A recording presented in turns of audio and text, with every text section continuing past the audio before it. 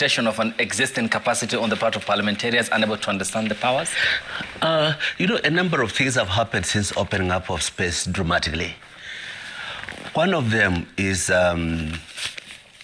custodianship of a new constitutional order going into the hands of people who are reluctant to embrace the change that has brought that constitution.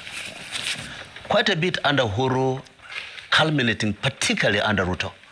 I served with Ruto in Parliament. Throughout his political life, he has been a leading fighter against the constitutional changes that have awarded him power. Now you put a person, it's making Al Capone the mayor.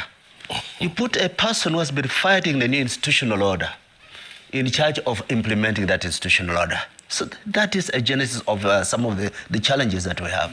At another level, the high point of confluence between intellectual capacity and legislative responsibility came in the 90s, in the fight in the ending years of the Moi government.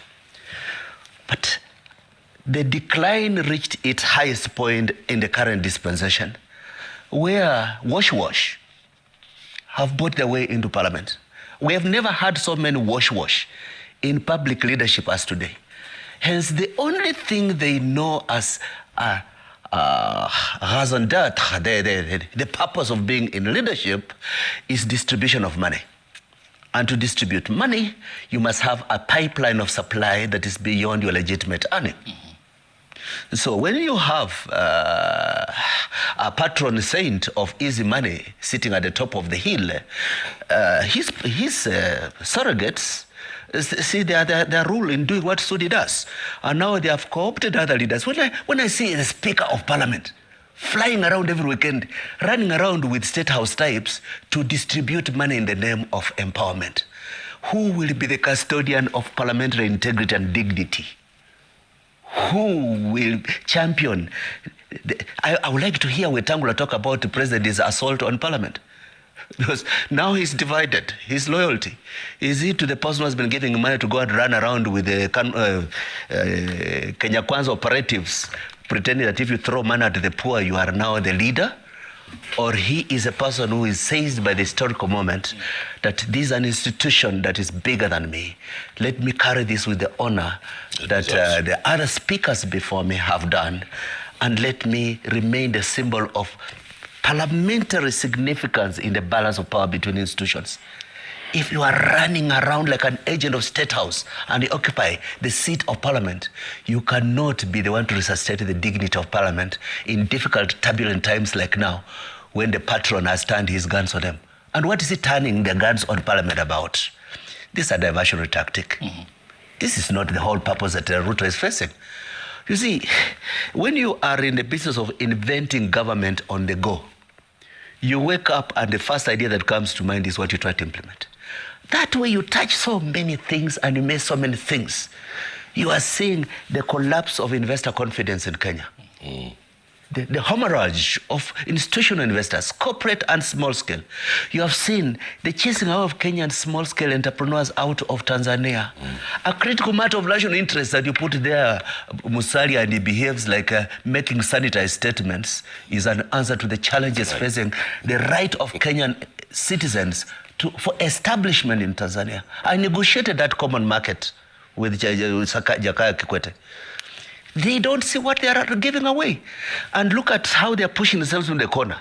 Because of misconduct, they are now being pushed by America. You have to decide whether you're with China or with us. And in a very stupid way, they tilt as if China can provide all that the West has been providing for Kenya. You cannot sell textiles to China. Can't you see that Kenya's interests are diverse?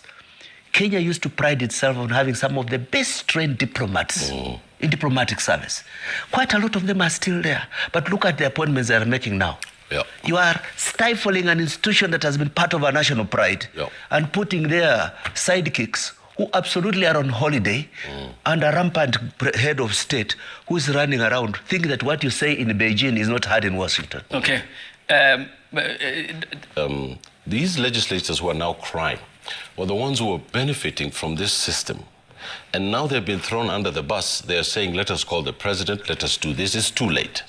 A president under the auspices of the former Prime Minister, Mr. Odinga, who keeps claiming in an ahistorical way that the country was going to go down the drain, and that is why his political party entered into government to buttress the system.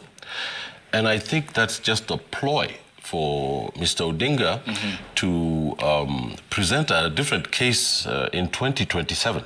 And I also believe, lastly, before I give it to my learned friend on the right, is that it is really outrageous that President Ruto stood up and said that the National Assembly or the Parliament was corrupt, and that they had to change the country. So he was pleading to the patriotism of this country.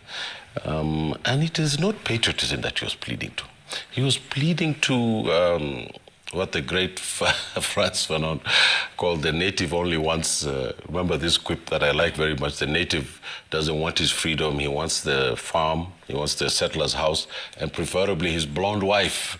And that kind of consciousness in this country has been very prevalent, and there is nothing that is going to stop us from getting rid of this administration. Yes. But there's a very big problem, lastly, that the opposition, which I belong to, and Mr. Mukhisa belongs to, and then Mr. on my right also I believe belongs to, to craft a way in which the opposition can get a very strong candidate who can stand up to this cunning, shrewd president. And in 2027, we can overthrow this government in a constitutional way through the electoral system, and then he can hand over power peacefully, and we can move on from there. There is a big problem with parenting and also with the leadership in government today. Throw money at every situation. To solve any problem now, just throw money at it. That started in 2013. It's going on up to now. I served as a minister under late Kibaki, and it was a different ballgame. Completely different ballgame. You remember, we were very, very careful about how we spent government monies and so on and so on. But 2013 came, and apparently I keep saying it became easier to steal from the public. It became easier for people to start distributing money and sorting out money. Today, it's now gone full scale. What I'm telling you is that whatever has corrupted itself is a parliament. Parliament has corrupted itself because of the powers given to the same parliament. And so let's not talk about even somebody else corrupting them. Even if some of the money comes from the executive, the issue that we need to look at is what happened to our parliament so that it's able to corrupt itself. Committees, the way they travel out of the country, the amount of money spent. All these things need to be looked at. Right now is a time to say, if it were possible to clean house and go back to the polls, so go back to the election, it would probably be the best solution for this country. However, then we have the Kenyans themselves who have allowed this kind of thing. Yes, it's true. To be, so that they elect the most corrupt people. Yeah. They bring people whom you say, this one is a thief, say, that's our thief, let him be. Let him be. So those languages and those things need to come out. I think as a member of parliament, a former member of parliament in the last parliament, for example, I could see it, that we are heading in a worse situation under this government now, Kenya Kwanza. We would get worse because the problem is, if you do not have money, you can't run anymore. You know, look at the way we elect our governors. How much money they spend to become a governor? Money. You know, why would you want to spend that kind of money? And then where will you get? Look at the last. We're going to have an impeachment very soon. Any impeachment that happens in this country under the Senate, it's influenced by something. Yeah. Why are we allowing our country to be like that? So, I don't have to give details about the mess and the rot which is there, but it is a rotten place. It's absolutely. I mean, we live with these guys next to them. We live with them. We know when they went to Parliament what they were like. Yeah. We know right now what they are like. And it's very, very difficult to say. Very sad. Very sad, actually, for the country. Yeah. Dr. Mukhisa, I know you want to come in.